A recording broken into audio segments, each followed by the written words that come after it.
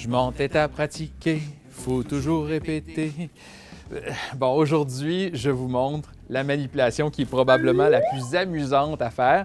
C'est l'étalement sur la table et le fameux retournement domino. L'échec peut me hanter, je dois le repousser. Je vais expérimenter, m'entraîner, m'exercer. Pour arriver à faire l'étalement, premièrement, il faut bien choisir ses outils. OK? Il faut un jeu de cartes qui est en bonne condition, pas nécessairement neuf, hein, mais pas un jeu de cartes là, qui a été manipulé pendant des années, là, qui est sur la cheminée de grand-maman, qui reste là depuis les 30 dernières années, là, parce qu'un jeu de cartes en bonne condition va faire un étalement naturellement sur la table. C'est pas si difficile, là. On va juste l'aider un petit peu.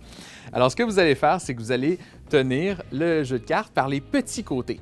Hein, donc, le majeur et l'annulaire s'en vont sur le dessus, le pouce est en dessous, et l'index va venir se placer sur le côté ici. Hein, donc, on place ça sur la table.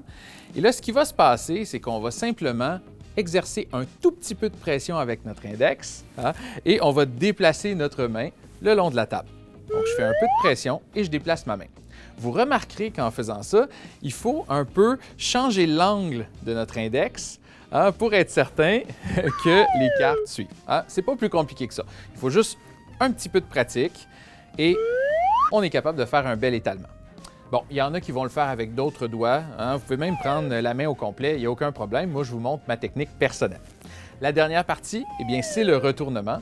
Ce que vous allez faire, c'est que la carte qui est cachée, donc pas la carte qui est exposée sur le dessus ici, mais bien celle qui est en dessous, la carte qui est cachée, vous allez la soulever et vous allez simplement faire un peu de pression, ce qui va retourner l'étalement.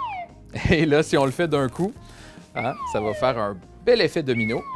Et si on prend notre temps, bien, ça va même arrêter l'étalement en plein milieu, hein, ce qui peut être très agréable lors de votre présentation. Bon, maintenant, il reste quoi? La pratique. Après les efforts viennent les accomplissements. On ne devient pas un pro si facilement. Pour y arriver, j'ai travaillé durement.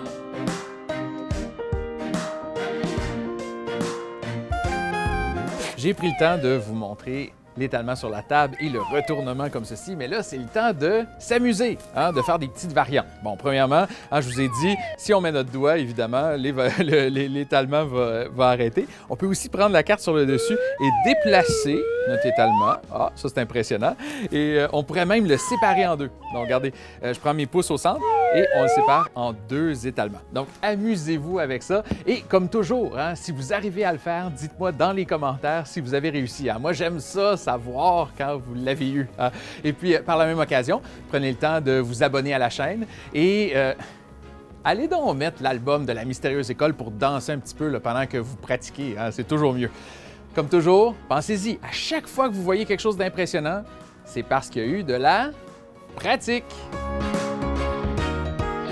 La perfo terminée, je resterai patient. C'est le temps de retourner à mon instrument.